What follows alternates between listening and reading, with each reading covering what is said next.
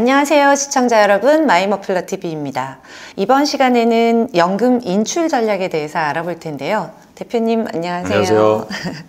대표님이 연금이라는 거 그냥 젊었을 때 잘 드러났다가 그냥 막연하게 뭐 천천히 잘 찾으면 되지라고만 생각했는데 또 들어보니 이게 또 찾는 것도 아주 잘 찾는 방법이 있다고 하시더라고요. 그렇죠. 이제 연금으로 생활해야 되겠어. 은퇴를 갑자기 결심하고 그러고 나서 이제 연금을 찾으려고 봤더니 찾을 수가 없는 거예요. 왜냐면은 이게 연금이라는 게 종신도 있지만 확정 기간형도 있어요. 그래서 본인이 가입한 연금들이 아무리 많다 하더라도 지금 당장 연금으로 찾아서 쓸 수 없으면 아무 소용이 없잖아요. 그러니까 그 언제 이거 받을 건지, 내가 소득 구간이 어떻게 되는지, 그러니까 소득이 없을 때, 은퇴하거나 소득이 없을 때 그걸 이제 메꿔주는 거가 연금이잖아요. 근데 이제 연금이라는 게 다 시기도 정해져 있고 종신도 있지만 종신이 아닌 것도 있고, 그거를 잘 짜놓지 않으면 정작 내가 소득이 필요할 때, 연금 소득이 필요할 때 못 쓰는 그런 문제가 생길 수가 있다는 거예요. 그래서 시기별로 잘 배분을 해야 된다. 그게 첫 번째 포인트고요. 두 번째 포인트는, 자, 연금도 세금을 내야 돼요. 연금 소득이잖아요. 자, 우리가 소득의 종류에는 급여소득도 있고, 이자소득, 배당소득, 사업소득, 거기에 이제 또 중요한 게 연금소득이라는 게 있고, 연금소득도 기본적으로 소득이기 때문에 세금을 내야 되는 거예요. 그러니까 세금을 물론 안 되는 연금도 있죠. 그러니까 나는 이 정도 될까라고 생각했는데 세금을 많이 내게 돼서 실수령액이 줄어들어서 또 난감해하는 경우가 발생할 수도 있는 거예요. 그러니까 앞서 말씀드린 대로 첫 번째는 시기, 배분, 두 번째는 세금 부과 대상이 될 수 있다. 세금을 낼 수 있다. 그러니까 실수령액 관점에서 얼마만큼을 어느 기간에 걸쳐서 나눠받느냐. 그게 세율을 결정하거나 실수령액 결정하는데 중요한 영향을 미치기 때문에 인출 전략에 대해서 신경을 쓰셔야 되는 겁니다. 그렇다면 연금 많이 드러났으니까 그냥 뭐 때가 되면 잘 나오겠지라고 생각했다가는 어쩌다가 연금을 받지 못하는 그런 시기가 맞아요. 생길 수도 있다는 말씀이시네요. 그래서 연금 소득 크레바스 구간이라는 게 있어요. 그러니까 보통 이제 국민연금을 수령하시는 시기가 출생 연도에 따라서 다릅니다. 그러니까 69년 이후 출생자의 경우에는 65세부터 수령을 하게 되고, 그 이전 출생자는 60세부터 이렇게 쭉 61세 이런 식으로 다른 거예요. 근데 제가 만약에 65세부터 국민연금을 수령할 수 있는 사람인데 55세에 연퇴를 했어요. 그러면은 근데 딴 게 없어요. 그러면은 9년 동안을 소득 없이 살아야 되잖아요. 그게 바로 이제 크레바스, 낭떠러지, 절벽, 소득이 없는 진짜 난감한 상황이 될 수가 있는 거죠. 그래서 우리가 보통 연금이라 그러면은 국민연금을 베이스로 해서 이제 층을 쌓으셔야 된다. 퇴직연금, 그 다음에 개인연금, 주택연금. 근데 이제 이 중에 종신은 국민연금하고 주택연금, 이렇게가 종신이고, 물론 이제 개인연금 중에서도 또 종신이 되는 경우 있어요. 이거는 좀 나중에 또 설명을 드릴 텐데, 자, 국민연금의 경우부터 이제 말씀을 드리면, 자, 국민연금은 수령 기간이 출생 연도에 따라서 달라진다고 그랬죠. 그래서 60세부터 65세 이렇게 돼 있는데, 자, 이제 내가 근데 국민연금 수령 전까지 소득이 없다. 그러면은 좀 당겨서 빨리 받을 수가 있고요. 그게 이제 최대 5년. 그러니까 60세부터 받으시는 분들은 뭐 어떻게 돼요? 55세. 65세의 경우에는 60세. 최대 5년 동안은 일찍 당겨서 받을 수 있다. 조기연금 이렇게 되는 거고. 그 다음에 여유가 있으신 분들은 5년을 또 늦춰서. 근데 그거는 65세 이전에만 이제 해당되는 경우라고 볼 수 있으니까 그 부분은 또 잘 계산을 하셔야 되는 겁니다. 아무튼 포인트는 본인의 수령 시점을 기준으로 최대 5년 당기거나 미루거나 하는 방식으로 조정을 하실 수가 있다. 이렇게 이해를 하시면 될 것 같습니다. 그러면 그 수령 시기를 조절하실 수 있다는 말씀이시네요. 그렇죠. 그러면 아무리 수령 시기를 조절할 수 있다 그래도 일찍 받을수록 더 좋은 거 아닌가요? 그렇죠. 이게 그렇게 단순하게 국민연금은 평생인데 종신이고 사망 시점까지인데 그러고 이제 유족한테도 갈 수 있고 물론 금액이 줄어들긴 합니다만 그러면은 빨리 받는 게 유리하지 않겠느냐. 그러면 이제 내가 65세부터 수령 대상자인데 60세부터 받겠다. 이렇게 하실 수가 있잖아요. 근데 이제 그런 경우에는 감액이 됩니다. 내가 이제 100만 원을 65세부터 정상적으로 받으실 수가 있는데 그거를 이제 5년을 당겨서 받으시겠다 그러면 연 기준으로 해서 그 디스카운트, 감액이 들어가는 거예요. 그래서 월 기준으로 0.5니까요. 그 연간으로 하면 6%. 그렇죠? 그럼 5년이니까 그럼 30%가 되겠죠? 그러면은 100만 원을 받으실 수가 있는데 5년 일찍 받으면 30% 감액된 70만 원. 70만 원으로 평생 죽을 때까지 수령하시는 그런 구조가 되는 겁니다. 그러면 이제 다시 바꿀 수 없냐. 근데 이제 이렇게 70만 원 받으시다가 갑자기 다른 소득원이 생기거나 할 수 있잖아요. 그러면 이제 그걸 정지를 하실 수가 있어요. 그래서 1년 받으시고 정지해 놓으셨다가 그럼 나중에 나 65세부터 받을래. 그러면은 어떻게 되겠어요? 당겨서 했을 때는 그만큼이 되는데 이제 다시 1년밖에 당기지 않은 효과가 되니까 그러면은 6%만 감액한 94만 원. 94만 원으로 평생 죽을 때까지 수령하는 그런 구조가 됩니다. 그래서 본인이 최대 5년 또는 이제 하셨더라도 사정 변경이 생기면 바꾸실 수 있다. 이렇게 이해하시면 될 것 같습니다. 그러면 이렇게 빨리 당기는 것도 있지만 좀 늦추는 방법도 있다고 말씀하셨잖아요. 그렇죠. 네. 그래서 본인이 이제 수령 시점이 60세가 된 거예요. 근데 이제 뭐 딴 소득원이 있어서 난 65세부터 받을래. 그래서 최대 얼마요? 5년 동안 늦출 수 있다고 했잖아요. 그러면은 당길 때는 월 0.5를 감액을 하는데 늦추면 월 0.6을 증액을 시켜주는 거예요. 그러면은 연간 6%가 아니고 7.2%. 그러니까 7.2%를 증액을 해서 받으실 수가 있으니까 최대 5년간 어떻게 돼요? 36%. 예, 36%까지 증액된 금액을, 그러니까 아까 100만 원을 기준으로 하면 136만 원.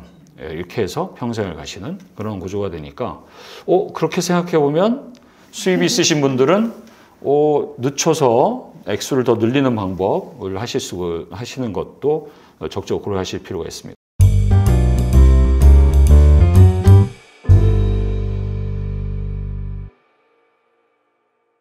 그러면 개개인의 사정에 따라서 조금 시기를 맞추면 가능하겠네요. 그러면은 이 연금저축 계좌도 있잖아요. 그 IRP라든지. 근데 이 연금저축 경우에도 또 인출 전략을 이렇게 뭐 시기별이라든지 전략을 세워야 할까요? 연금의 종류가 다양하지 않습니까? 그 중에서 이제 IRP의 경우에는 퇴직급여, 우리가 퇴직을 하면 일단 IRP에 돈을 넣어야 돼요. 그리고 그 다음에 바로 연금으로 수령할 수 있을 수가 있는 게 아니고 55세가 지나야 됩니다. 그리고 이제 적립형으로 하는 IRP나 그 다음에 우리 연금저축 계좌 같은 경우는 55세 이상부터 수령이 가능한데 또 하나의 조건이 붙어요. 5년 이상. 5년 이상 납입을 하고 55세 이상이 되어야 또 인출할 수가 있어요. 그러니까 사전에 가입하실 때 이게 내가 언제부터 이거를 쓸 수 있는지 잘 그 알아보셔야 계산을 되겠죠. 하셔가지고 전략을 짜셔야 되는 겁니다. 그러니까 퇴직연금, IRP, 국민연금, 주택연금 이 연금 종류들이 많고 또 수령하는 시기가 다 다르니까 그리고 계획을 이제 IRP의 경우에는 그 퇴직급여로 받은 거냐 아니면 적립형 그 두 가지에 따라서 인출 조건이 달라지기 때문에 그 부분도 이제 따져야 되는 것이고요. 진짜 수령 계획을 진짜 잘 세워야 되겠어요. 그래서 본인이 일단 현재 내가 가입한 연금이 언제부터 인출할 수 있고 얼마씩 받을 수 있는지를 모르시는 분들이 많아요. 근데 이제 그러기 위해서는 그 정보를 모아놓은 데가 있습니다. 감독원의 통합연금 포탈에 회원으로 가입하시거나 마이머플러 앱으로 회원으로 가입하시면 본인이 어떤 연금을 가입하셨고 그중에 이제 오늘의 주제 뭐예요? 인출 전략, 인출 시점, 인출 금액, 기간, 확정인지 종신인지 그것부터 해서 그것들을 일단 살펴보실 필요가 있어요. 현재 내 거가 어떻게 돼 있는지 알아야 그 다음에 인출 전략을 짤 수가 있잖아요. 변경하실 수가 있거든요. 본인이 가입한 연금이라고 그래서 나 이거 못 바꾸는 거 아니야? 그렇지 않습니다. 수령 전에는 변경이 가능합니다. 물론 확정을 종신으로 바꿀 수는 없어요. 근데 종신을 확정으로 바꾸는 걸 포함해서 기간 변경이 다 가능하시다. 그런 생각을 갖고 짜셔야 됩니다. 그러니까 전문가의 도움을 받으셔도 되고 본인이 일단 그 은퇴 설계라는 관점에서 어느 구간에 얼마큼 필요한지, 국민연금은 이제 다 아시잖아요. 언제부터 수령 가능한지 그 부분이 꼭 필요하다는 것을 말씀드리고 싶습니다.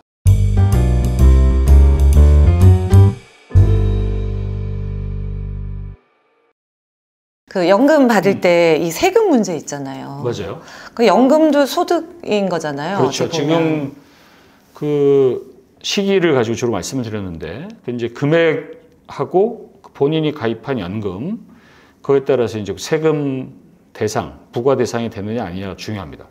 근데 이제 우리가 그 지금 이제 쭉 자세하게 설명드리기 전에 이해하셔야 되는 거는 기본적으로 내가 연금에 납입할 때 세금을 내고 소득세를 내고 연금에 불입한 게 있고요. 그다음에 연금을 내는 시점에 세금 혜택을 받은 게 있어요.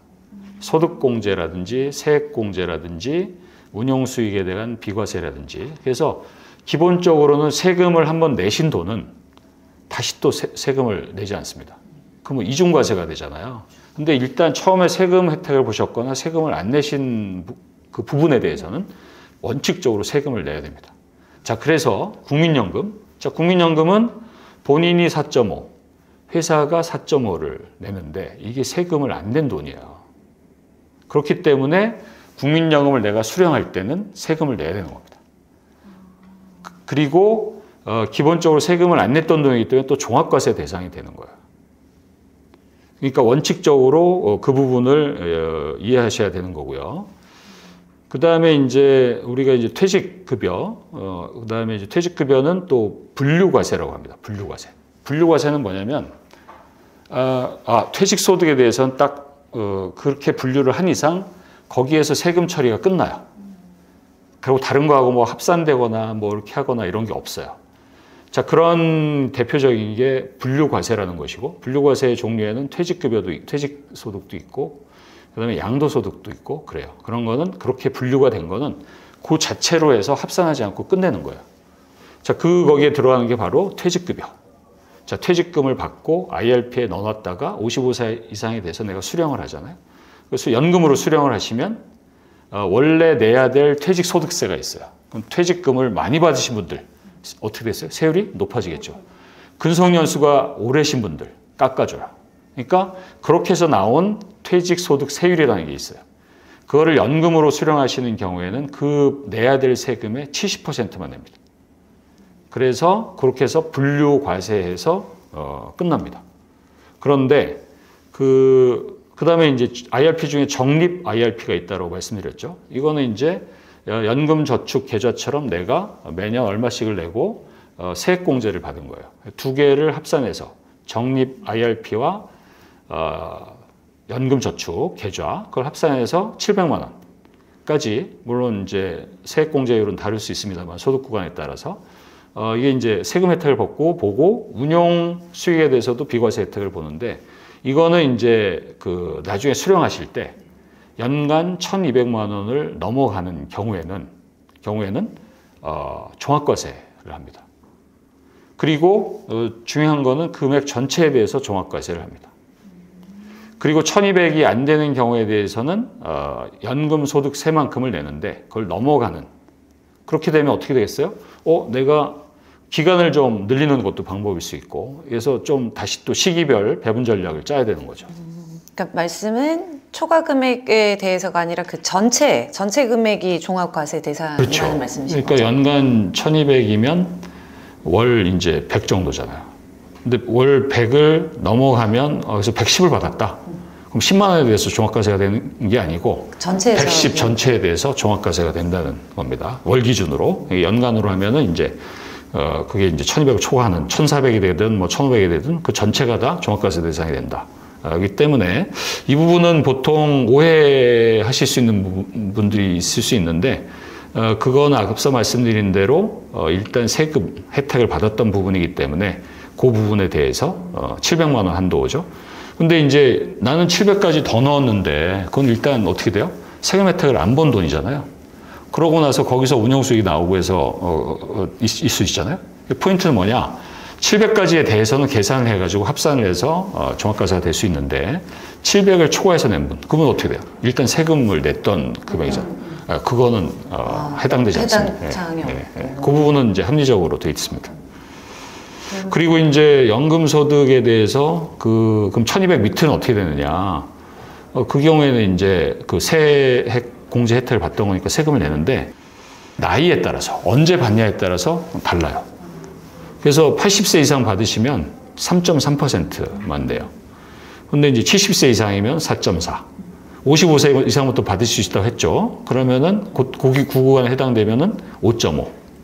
그래서 본인이 좀 실수령을 높이고 싶다. 그러면은 이 부분도 뒤쪽으로 하시고, 그 다음에 종합과세를 피하시려면 기간을 좀 길게. 이런 방법을 쓰실 수가 있는 거고요. 그 부분도 전문가의 도움을 받으셔도 되고, 그 다음에 마이머플랩 이런 데를 통해서 인출 전략을 짜셔도 되는 거고, 그렇게. 그러면 너무 세금을 내야 되니까 대표님, 네. 세금을 내지 않는 방법은 없을까요? 근데 이제 국민연금 같은 경우는 종합과세 대상이라고 말씀드렸는데, 그러니까 유족연금을 받는 경우 있잖아요. 그런 경우는 이제 비과세가 되는 거고요. 그 다음에 뭐 장애연금이라든지 상해연금이라든지 또 국군포로 송환 관련 연금 이런 거는 아주 제한적이고 뭔가 배려가 필요한 부분들 아니겠습니까? 네. 이런 부분들은 이제 비과세가 되는 거고요. 그 다음에 이제 우리가 지금 국민연금, 그 다음에 퇴직연금, 개인연금 말씀드렸는데 주택연금은 그 종신이 되면서 그 다음에 확장기간도 물론 됩니다만 이게 기본적으로 연금이라고 하지만 주택연금은 자기가 살고 있는 집을 담보로 해서 대출을 받아가지고 그 대출받은 걸 가지고 생활하는 거거든요. 그러니까 이거는 연금이라고는 하지만 연금적 성격으로 이렇게 매년 얼마씩 해가지고 내가 받지만 소득은 아닌 거죠. 소득은 아니기 때문에 기본적으로 이거는 세금, 과세 대상이 아닌 거라고 보시면 될 것 같습니다. 그래서 주택연금의 경우에는 당연히 과세가 안 된다. 그리고 또 하나 이제 말씀드리고 싶은 거는 그 세제 비적격 연금보험이라는 게 있어요. 뭐 말이 이렇게 어렵지? 그런데 내가 낼 때 세금 혜택을 보지 않아요. 그러니까 소득공제가 되거나 세액공제가 되거나 하지 않는 거죠. 그러니까 무슨 얘기냐면 이건 내가 이미 다 세금을 낸 돈이에요. 그걸 가지고 연금보험에 가입할 수가 있는데 연간 한도가 이제 1,800만 원입니다. 그리고 이제 즉시연금의 경우에는 뭐 옛날에 2억이었다가 1억 원으로 줄어드는데 이 경우에도 역시 한번 세금을 낸 돈이죠. 냈었던 돈이기 때문에 세금을 안 내요. 거기서 받는 연금으로 해서 하는 거는 그것도 소득으로 이렇게 카운트가 되지 않는 거죠. 그래서 비과세 대상이다. 그래서 여유가 있으신 분들은 그 세액공제 혜택, 소득공제 혜택 이런 걸 다 보시고 그 다음에 추가적으로 연금보험 가입하시는 분들이 많습니다.